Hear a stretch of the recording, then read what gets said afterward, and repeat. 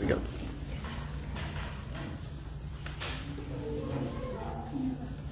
Well, good morning again. Welcome this fine resurrection. Well, it's like every Sunday is a resurrection Sunday. Amen. Thinking about the Lord's Day, kind of idea. Just a few announcements. Probably the biggest one that you want to put on your most immediate calendar, of course, is the game night on April 23rd. 6 o'clock to 6 next morning. You can just stay all night, show up for church right there. Just coffee. splash. Yeah. We'll make coffee. Just have to splash a little cold water in your face. Get ready to go. That might be. I wouldn't suggest that though. So there you go. And other than that, we have our normal prayer Wednesday, Tuesday, ladies Bible study. Let's see. I wasn't sure. Let's see. And then. Connie's leading it. Oh, yeah, okay. Connie's leading. That's why you were saying what you were saying, and I didn't quite connect. There we go. Now we're connecting.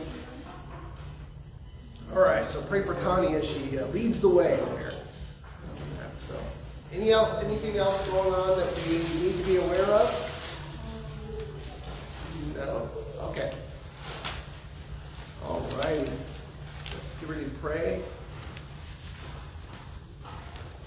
Dive into God's Word here.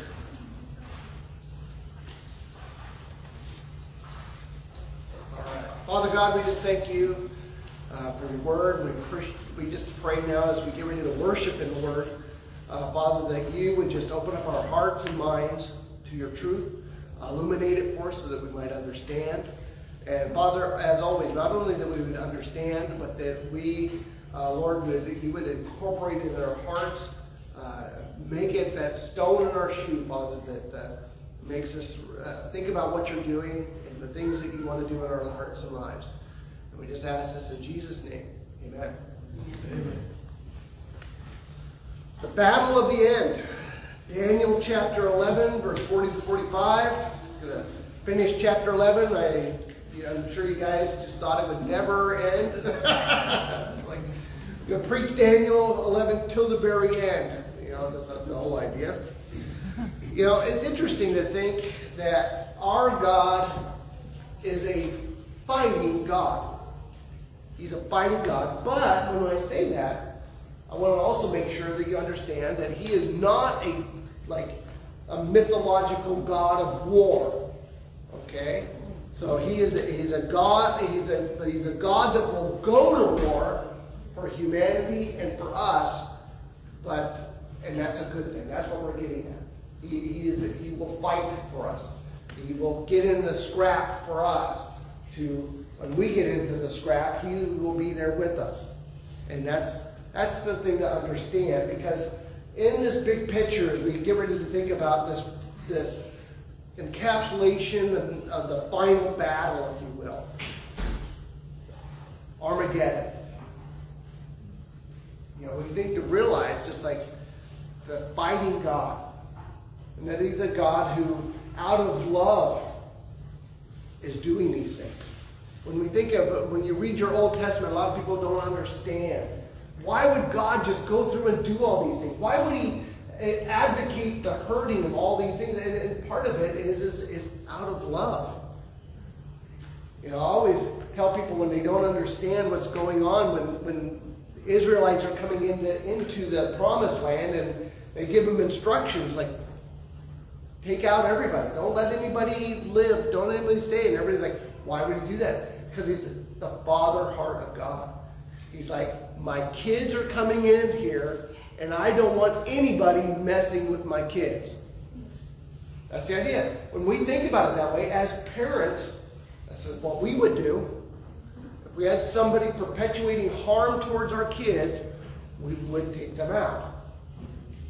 And there it is. And and it doesn't seem merciful, but it really is. And I always remind everybody that God told them 400 years ahead of time, I'm going to come and get you guys because of what you're doing. The heinous acts that you are doing, it's going to bring judgment. And he even said it's best to get out of town. Just like, when the good guy is coming into the OK Corral, he's like, you barn you better just get on out of town. And if Bart stays there, Bart's dead. So there's the whole idea. God told them, leave, get out, because I'm coming in. But out of their own rebellion and unbelief, they stayed. And that is a picture of really what the Antichrist is advocating. It's amazing to think that this person will encourage all of humanity to fight against God like they would win. But they will believe it. When we think of the Antichrist, remember he said, in my view, as I see it, he's promising peace and safety. But even Revelation, right at the very beginning of Revelation chapter 6, the second horseman tells us what he's going to do. And so Revelation 6, verses 3 to 4, it says, when he opened the second seal, I heard a second living creature say, come. In verse 4, it says, and out came another horse, bright red. Its rider was permitted to take peace from the earth, so that people would slay one another. He was given a great sword. So this is describing the beginning as everything is happening. And so just throughout Revelation, this is all happening, this warfare, people killing one another. But Daniel, in his account, is going to skip. He's going to skip right to the very end. Daniel's not, those details are not revealed to him about the interim so much as the end has been revealed to him actually a couple times, and even Ezekiel has some of those details, where Revelation fills it in for us. So, when we think about this, it's kind of interesting to think about God's orchestrating hand. And it's hard to understand how God can do these things, but he does. He's a God that can do these things. So, they are going to be drawn to battle.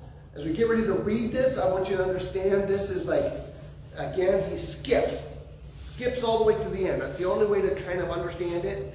And he's encapsulating the events of the last part of the 7 years of Revelation. Okay?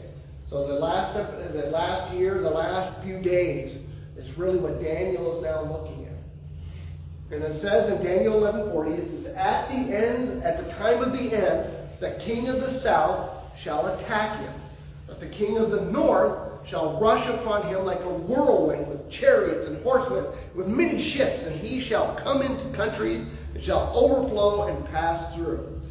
So here it is, this time of the end. This was pointing at here. So that's why I believe it skips. It's like skipping all this other stuff's going right to the end. It's like when you pick up the book, okay, I got my beginning, not so much this was that, and you go right to the very end. So that's exactly what just happened. He's skipping right to the end of the story to see how it ends. And so what's interesting is this phrase, time of the end, in the ESV, which is the one I'm using, and whatever one you're using, but I didn't check everybody, but in the ESV, that phrase, time of the end, is only in Daniel.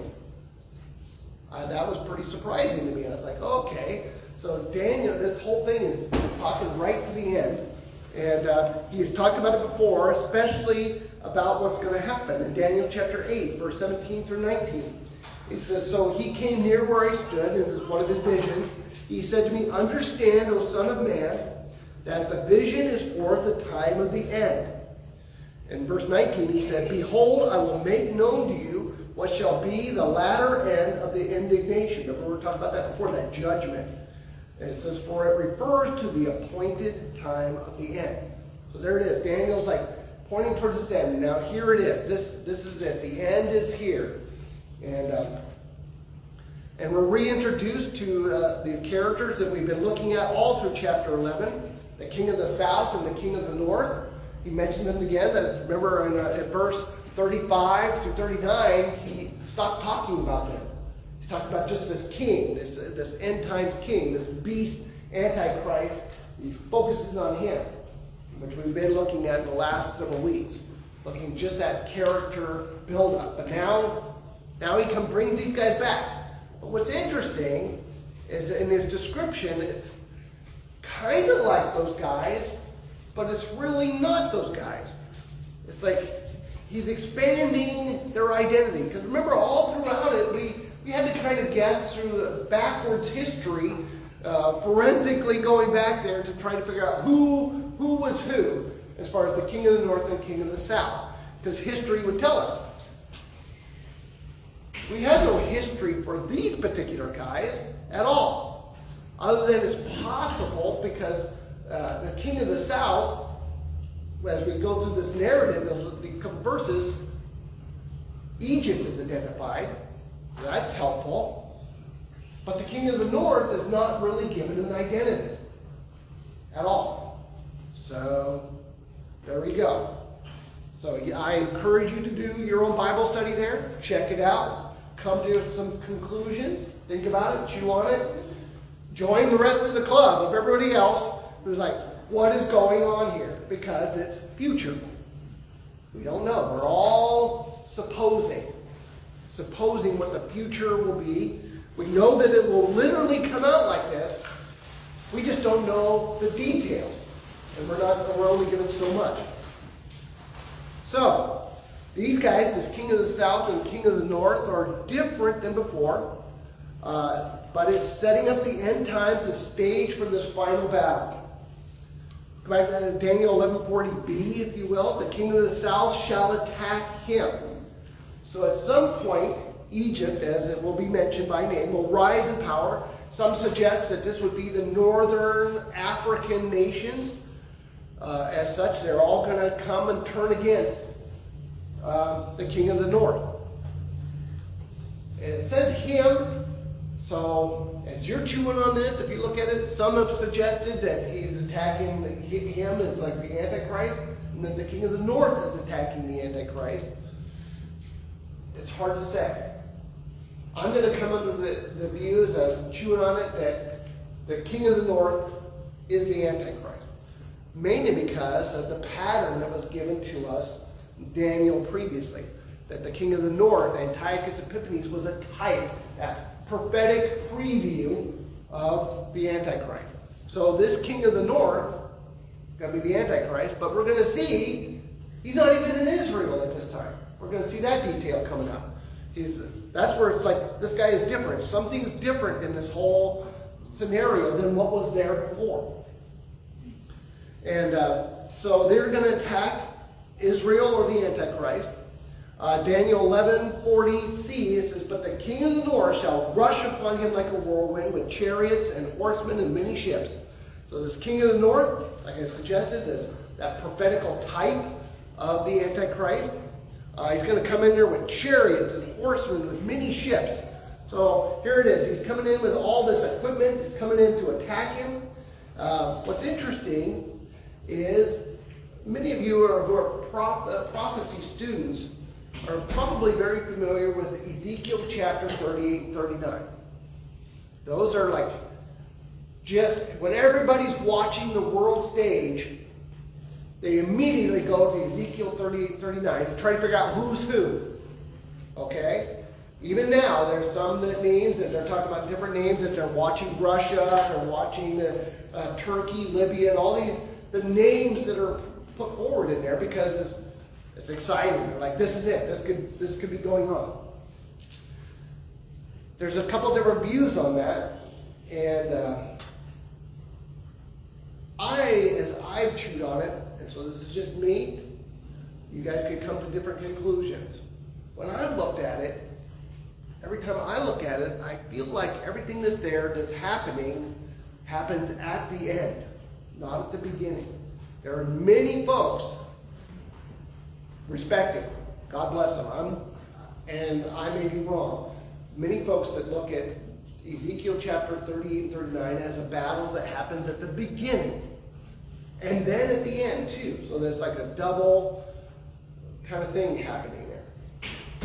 But when I look at it, it looks like everything is a description of everything that's happening at one time. And so I'm leaning towards the idea that it's talking about the final battle. Especially how specific it is and everything that's going on. The reason I bring that up is because when the chariots and horsemen are all coming in, well, this has a cross-reference to Ezekiel chapter 38, verse 15. It says, "And you will come from your place out of the uttermost parts of the north, you and many peoples with you, all of them riding on horses, great host, and mighty army." So this person, and I'll let you look that up, it's got Gog and Magog and all these characters that are coming in there. And we just don't have time to hit all of it today. But they're coming from the uttermost part of the north. And what's interesting, and this is why it's so exciting to watch, this is why everybody watches, is because God is involved with this. God is calling the cards.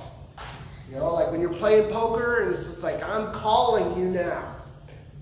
And he's calling the cards. And it's in Ezekiel 39, the next chapter, it adds this detail. And it says in verse 2, "And I will turn you about and drive you forward and bring you up from the uttermost parts of the north and lead you against the mountains of Israel." This is the focus of the attack. And what's interesting is it uses the phrase mountains of Israel. It's going to come to play in a moment. It's talking about the mountains of Israel. At this point, all for him, everything is looking good for the Antichrist. He's coming in there for whatever reason. The battle's working out, and he says in Daniel 11:40d, the very end of it, it says, "And he shall come into the countries and shall overflow and pass through." So in other words, he's having his way. Just like when Antiochus Epiphanes did on some of his battles, he did what nobody else could do. Came in there and made a route all the way through, and we're going to see it goes all the way to Egypt. And then, because that's when he brings up ancient enemies. Ancient enemies here. It's kind of interesting. Daniel 11:41 says, "He shall come into the glorious land." That would be Israel. So that's the descriptive term for it. "And tens of thousands shall fall, but these shall be delivered out of his hand, Edom and Moab and the main parts of the Ammonites." So here he is. He's coming in, invading Israel. And if this was Antiochus, remember we talked a lot about Antiochus Epiphanes and everything that he was doing. So if this was him, well, he would have already been there. That's where he'd been this whole time, in Israel. So this is a different character. That's why I'm pointing this out to you, because you'll get folks that'll sit there and say, no, this all happened back then. And the problem is it just doesn't match history. This is future history that we're seeing here. And so this invasion seemed to have a different person, different time, and it was to be a desperate time. Daniel 11:41b, it tells us that tens of thousands shall fall. It's hard for us to picture that. It's hard to picture us, imagining. I think it was the Battle of Vicksburg in the Civil War, where the Union soldiers had only one way to get into the town. And the Confederates were using the shot where they were just jamming everything they could in the cannons. They weren't using cannonballs. They were forks, knives, spoons, rocks, whatever, and just shooting it out at these guys. 50,000 soldiers died in a day.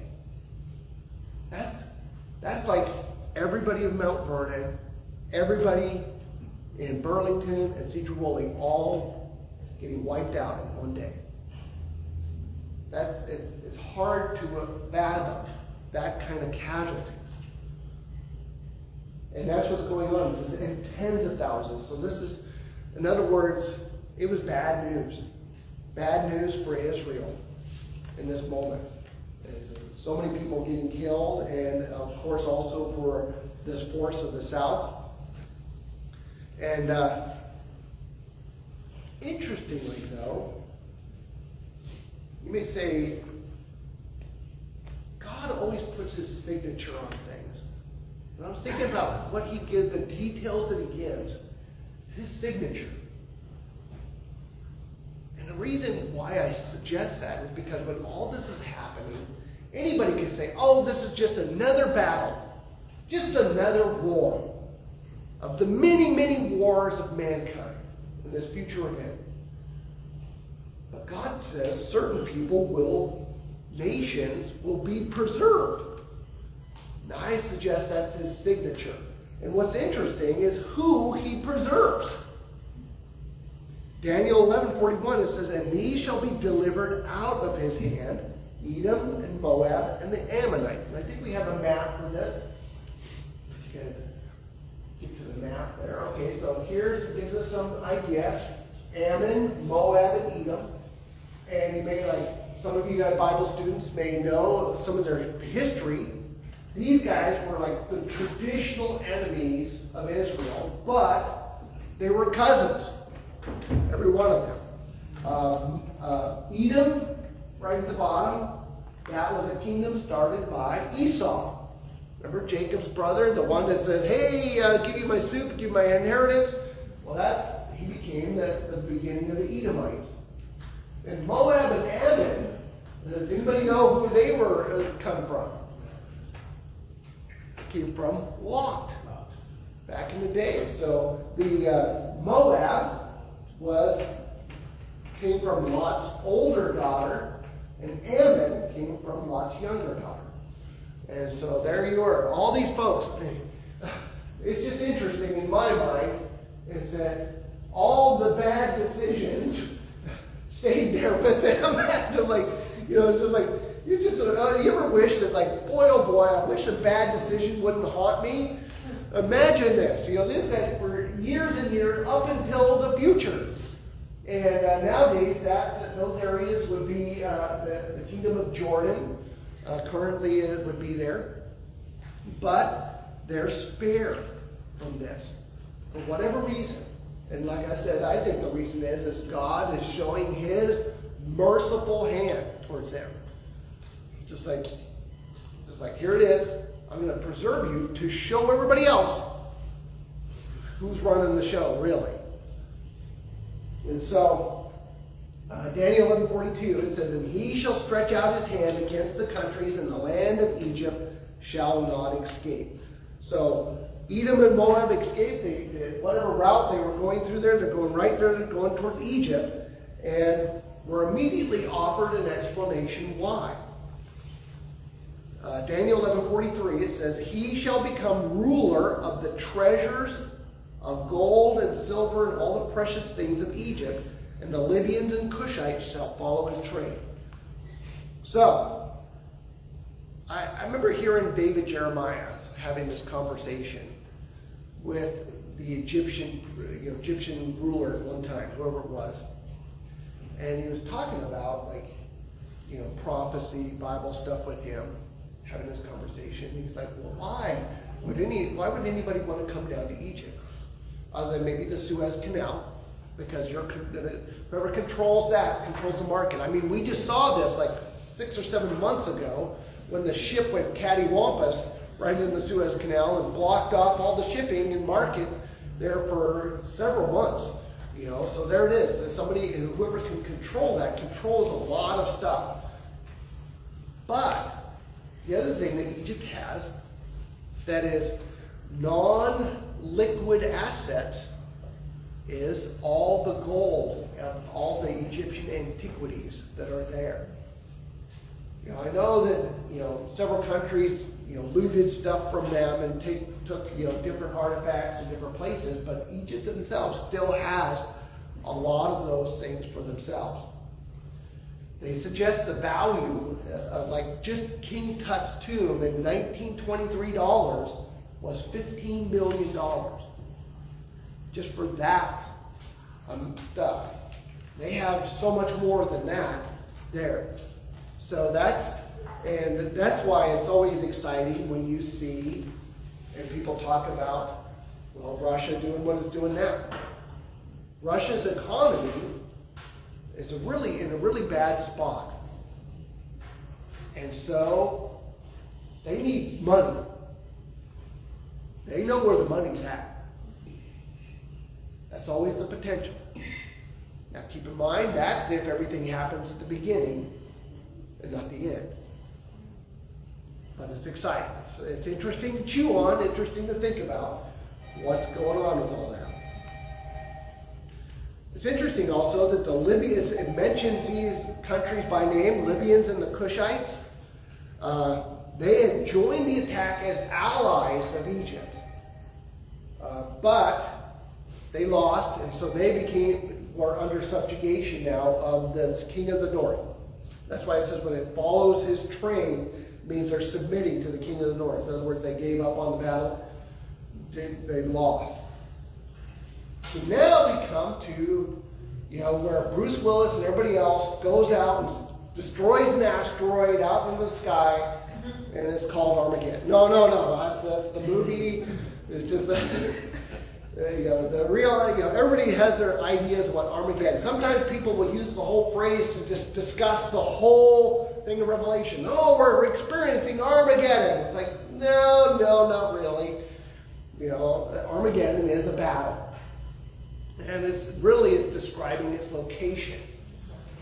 And so the king of the north experiences, everything's going great for this guy. He's in Egypt now, got a source of money, and he's got control. Whatever was happening, however God used to draw him into this battle, he won. But then it says in Daniel 11:44, it says, "But news from the east and the north shall alarm him, and he shall go out with great fury to destroy and devote many to destruction." So he gets news from the east and the north. We don't know what that news is. We have no idea. I'll give you something that I suspect in a moment, but we really don't know. We don't know what this news is. Whatever it is, it alarms him. And I love the word for alarm. It's like it gave him palpitations. That's exactly what it's used. It's like heart skipping a beat. So whatever it was, it caused him great concern for this news that's coming from the east. The news might possibly just be described in one of the bowl judgments of Revelation. If you read Revelation, there's like seal judgments, bowl judgments, and trumpet judgments. We've got all sorts of different symbols for judgments there. And if you're reading through it, towards the end is when the bowl judgments are there. And they're just pouring out bowls of badness on everybody. And in Revelation 16, verse 12, and then verse 14 is verse 12. It says, "The sixth angel poured out his bowl in the great river Euphrates, and its water was dried up to prepare the way for the kings from the east." So here's these kings from the east. That could possibly be the bad news, but I don't know for sure. And verse 14 of that, the next couple verses down, it says, "For they are demonic spirits performing signs, who go abroad to the kings of the whole world to assemble them for battle on the great day of God the Almighty." So I skipped a verse there, but it's really just talked about these demonic forces really being used by God to draw everybody into this battle. The battle of the great day of the Lord. So this is all happening. Everything's getting drawn in and come to this place. And it says, verse 44b, it says, "He shall go out with great fury to destroy and devote many to destruction." So I noticed that the intent there. He's got intent to do something. But it's not going to go the way he thinks it's going to go. So he's great fury, whatever it was the news that got him upset, is so upset that he's frothing. He's like, "I'm spitting mad. I'm going to go get these guys. I'm going to take them out." And who could possibly stop him? Who can stop him? So, as he is down in Egypt, he goes back up north and he selects an encampment. It says in Daniel 11:45, "He shall pitch his palatial tents between the sea and the glorious mountains, yet he shall come to his end and with none to help him." Where is this location? Well, we got it on a map, I think. We got a couple different maps. So here we got the Jezreel Valley, and you'll notice that I kind of highlighted Megiddo there. And so remember that it said that the idea of the mountains, they were drawing these guys to the mountains of Israel. Mountain is the word Har. That's where we get Armageddon. As we would say it though, Armageddon. And so that's being drawn to this valley. This would have been one of the same valleys that Gideon was at. And Deborah and Barak, they fought in this valley. There's a lot of battles fought in this particular valley there. Because it always looked like a great place to fight a battle. And so there it is again, history is about to repeat itself. They're camped there in this valley of Armageddon. And it says, remember it says, and yet he shall come to his end, but none to help him. Remember earlier in Daniel was told about all these events again and again. We talked about it. We kept almost repeating ourselves with the different visions of the different world kingdoms and all this other stuff. Well, when he was talking about the little horn, remember he had a vision about a ram and a goat and having horns, but he described what was going to be about this guy. He says in Daniel 8:25, by his cunning he, the Antichrist, shall make deceit prosper under his hand. And in his own mind he shall become great. Without warning he shall destroy many. And he shall even rise up against the prince of princes, and he shall be broken, but by no human hand. Gives us a clue. Because I want to suggest what we're about to read is the news from the east. Possible. Zechariah, verse 14, verse 1 through 4, tells us about the coming of the Lord. It says, behold, the day is coming for the Lord, when the spoil taken from you, and that be Israel, will be divided in your midst. And for verse 2, for I will gather all the nations against Jerusalem for battle. So there it is. Everything's just been described. He's bringing in all these nations for battle. And the city shall be taken and houses plundered. So this is, and women raped. So it's bad news for Israel. It's looking very bad. Bad news for Jerusalem. Half of the city shall go out into exile, but the rest of the people shall not be cut off from the city. So, interesting happening there.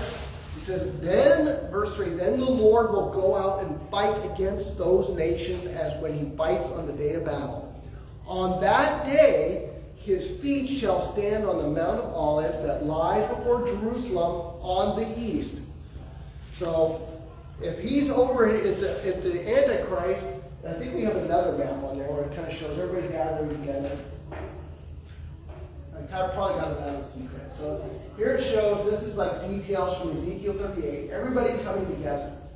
And they're all coming in, pinching in right at that thing. But from the east, all you got is Persia. Not anybody that you'd be frightened of. At least I don't think so. But I may be wrong again. In the future, I don't know how it's all going to pan out.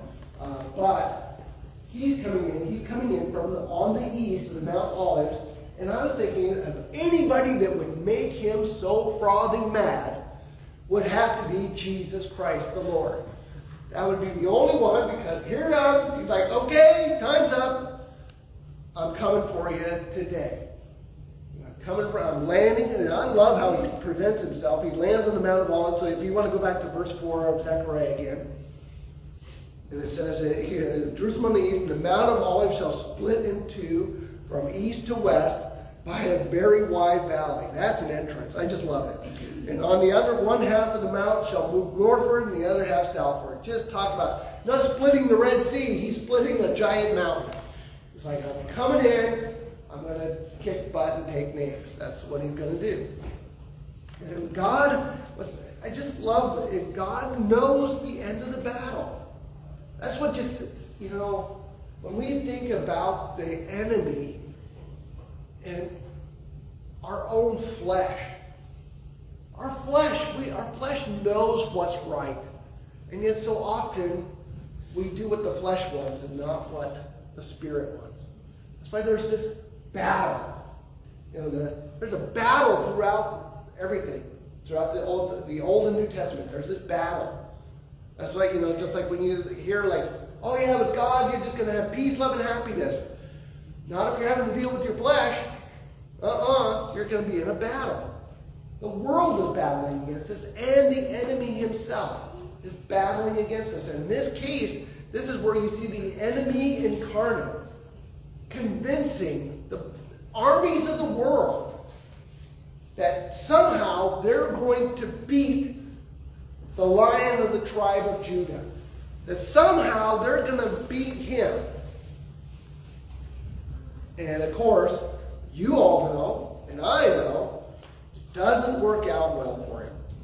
And Revelation 19, I'm only just going to read one part of it. And it says, verse 19 to 21, "And I saw the beast and the kings of the earth with their armies gathered to make war against him who was sitting on the horse," this is Jesus riding in on the horse, "against his army. And the beast was captured, with it the false prophet who in his presence had done signs by which he deceived those who received the mark of the beast, and those worshipped his image. These two were thrown alive into the lake of fire that burns with sulfur, and the rest were slain by the sword that comes out of the mouth of him who is sitting on the horse. And all the birds were gorged with their flesh." Not a pretty picture at all. Very gross. But for them, that's something, a picture they would understand. If anybody in there had seen a battle, you could find where the battle was all the time. The vultures and everything would be circling around where the battle was. And so that's exactly what they're getting at. It's a losing proposition. They lost.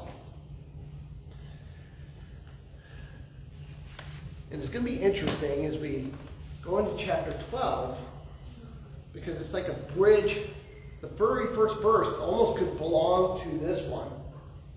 It's going to talk about Michael, the archangel Michael, and his role and everything. So I encourage you to read ahead into chapter 12. There's a lot of stuff happening there. But the first verse just seems to be the bridge, because it talks about the day of trouble. And it all seems to be encapsulated in this event. But then it goes into the resurrections, goes into some more dates, and some final encouragement. Everything. And it's all part of the same prophecy. Keep in mind, remember chapter 10, 11, and 12 are really all the same prophecy put together. We're about ready to do communion. And I thought, man, again, how do I segue into this? And even today, it was a struggle, just like, Lord, what do you want to teach us from this? And the thought that just comes to me again and again, that our God is fighting for us. And Jesus, on that night, showed us the ultimate battle. The most important battle. You may think Armageddon is pretty important, pretty traumatic. The battle at the cross was so much more. Amen. And I'm so glad that Jesus won. So that's what we will now remember. So I invite the music team to come up and do communion.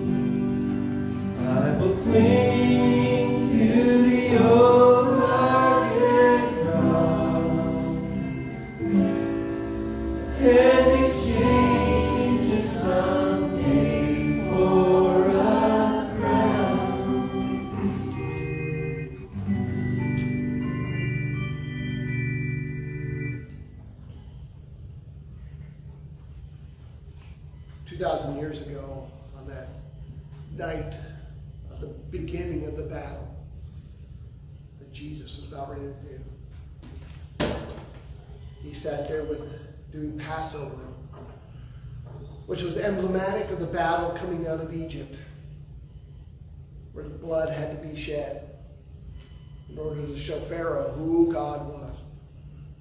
But when they shed blood, he also provided deliverance. He said, hey, if you take the blood of a lamb and put it on the doorpost, almost like in the shape of a cross, the angel of death will not come there. And the Lord won the battle. And it just strikes me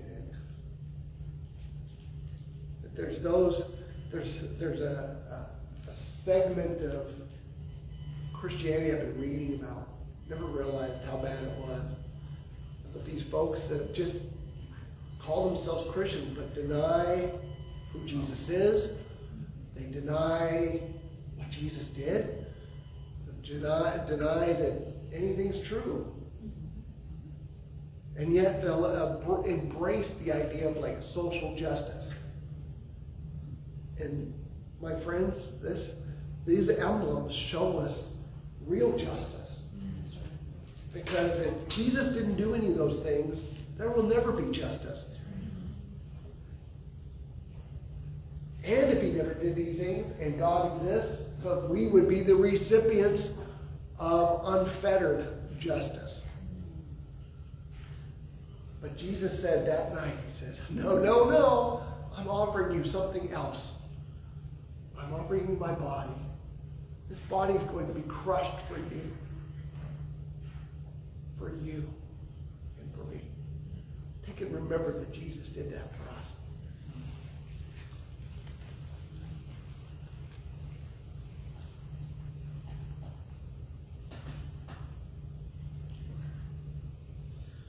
These folks, they don't like the bloodiness of the Bible. And it is, my friends, it is a bloody book. But there's power in that blood. There's life in the blood. And that's why when Jesus said, this juice, this wine or grape juice, it's not just a lamb's blood anymore. This is going to represent my blood that I'm shedding for you. The ultimate sacrifice. The ultimate victory for you and I. Praise the Lord.